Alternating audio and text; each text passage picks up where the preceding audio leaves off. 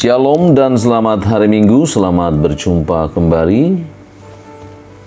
Kita akan kembali mendengarkan firman Tuhan dan sebelumnya mari berdoa. Kami bersyukur Tuhan di hari yang kudus ini, di mana kami boleh kembali akan mendengarkan firman-Mu, karena firman-Mu itu pelita bagi kaki kami, terang bagi jalan kami. Berkati kami Tuhan dan berfirmanlah, kami telah siap mendengar. Di dalam nama Tuhan Yesus Kristus kami berdoa. Amin. Bacaan dari kitab Injil Matius pasal yang ke-15 ayat 1-20. Firman Tuhan berbunyi, kemudian datanglah beberapa orang Farisi dan ahli Taurat dari Yerusalem kepada Yesus dan berkata, "Mengapa murid-muridmu melanggar adat istiadat nenek moyang kita? Mereka tidak membasuh tangan sebelum makan." Tetapi jawab Yesus kepada mereka, "Mengapa kamu pun melanggar perintah Allah demi adat istiadat nenek moyangmu? Sebab Allah berfirman, hormatilah ayahmu dan ibumu. Dan lagi, siapa yang mengutuki ayahnya atau ibunya pasti dihukum mati. Tetapi kamu berkata, barang siapa berkata kepada bapaknya atau kepada ibunya, apa yang ada padaku yang dapat digunakan untuk pemeliharaanmu sudah digunakan untuk persembahan kepada Allah. Orang itu tidak wajib lagi menghormati bapaknya atau ibunya. Dengan demikian firman Allah kamu nyatakan tidak berlaku demi adat istiadatmu sendiri.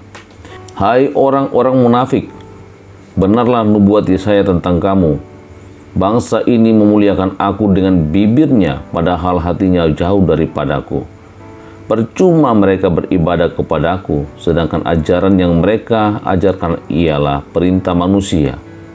Lalu Yesus memanggil orang banyak dan berkata kepada mereka, dengar dan camkanlah, bukan yang masuk ke dalam mulut yang menajiskan orang, melainkan yang keluar dari mulut, itulah yang menajiskan orang. Maka datanglah murid-muridnya dan bertanya kepadanya, engkau tahu bahwa perkataanmu itu telah menjadi batu sandungan bagi orang Farisi. Jawab Yesus, setiap tanaman yang tidak ditanam oleh Bapakku yang di sorga akan dicabut dengan akar-akarnya. Biarkanlah mereka itu, mereka orang buta yang menuntun orang buta. Jika orang buta menuntun orang buta, pasti keduanya jatuh ke dalam lubang. Lalu Petrus berkata kepadanya, jelaskanlah perumpamaan itu kepada kami. Jawab Yesus, kamu pun masih belum dapat memahaminya. Tidak tahukah kamu bahwa segala sesuatu yang masuk ke dalam mulut turun ke dalam perut, lalu dibuang di jamban? Tetapi apa yang keluar dari mulut berasal dari hati, dan itulah yang menajiskan orang. Karena dari hati timbul segala pikiran jahat, pembunuhan, persinahan, percabulan, pencurian, sumpah palsu, dan hujat. Itulah yang menajiskan orang.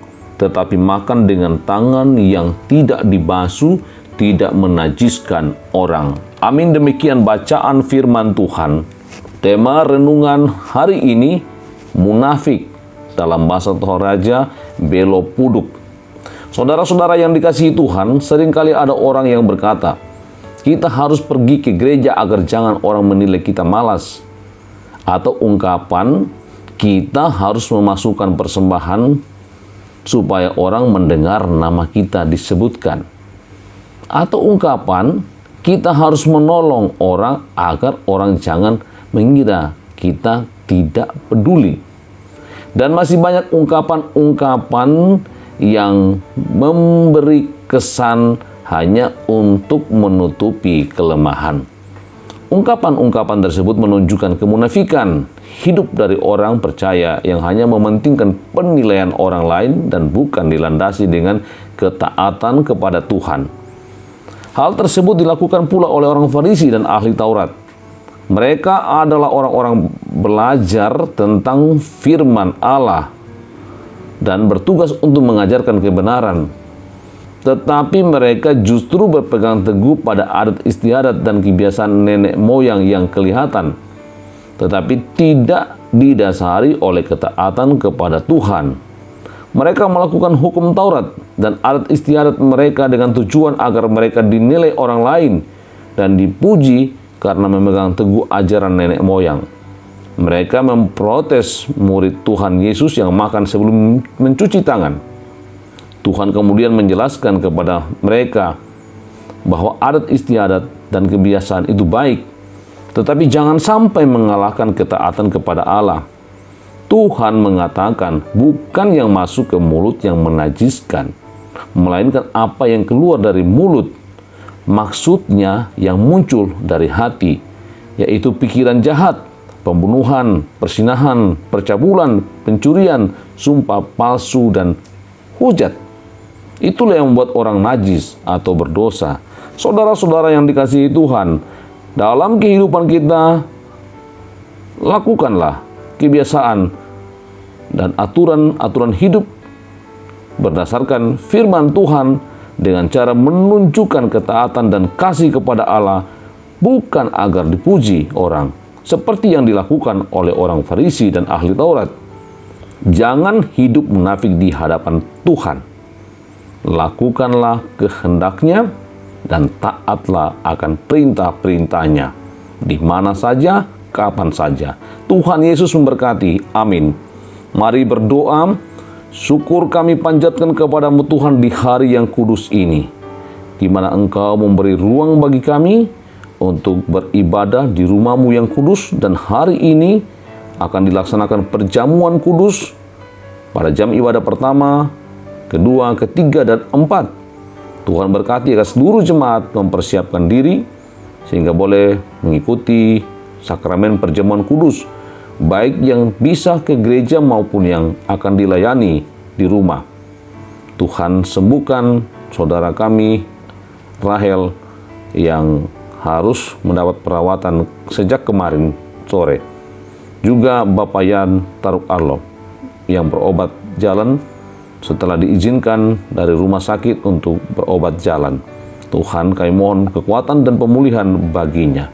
Begitu pula seluruh warga jemaat Telobatua dilindungi, diberkati oleh Tuhan, dipulihkan kekuatan, disembuhkan dari sakit penyakit, dihiburkan ketika berada dalam duka cita, dan Tuhan memberkati setiap rencana yang berkenan kepadamu. Juga perjuangan anak-anakmu untuk mengikuti tes seleksi calon pegawai negeri, Tuhan terus buka jalan bagi mereka yang akan mengikutinya. Dan mereka yang telah mengikutinya, Tuhan tolong agar apapun hasilnya, mereka dapat menerimanya dengan sukacita dan tetap berserah dan mengandalkan Tuhan. Pimpin dan tuntun kami sepanjang hari ini Tuhan, biarlah semua itu boleh terjadi hanya atas izin dengan kehendak Tuhan saja. Mohon ampun atas dosa kami, dalam nama Tuhan Yesus Kristus kami berdoa. Amin. Demikian renungan dan doa kita. Tuhan Yesus memberkati.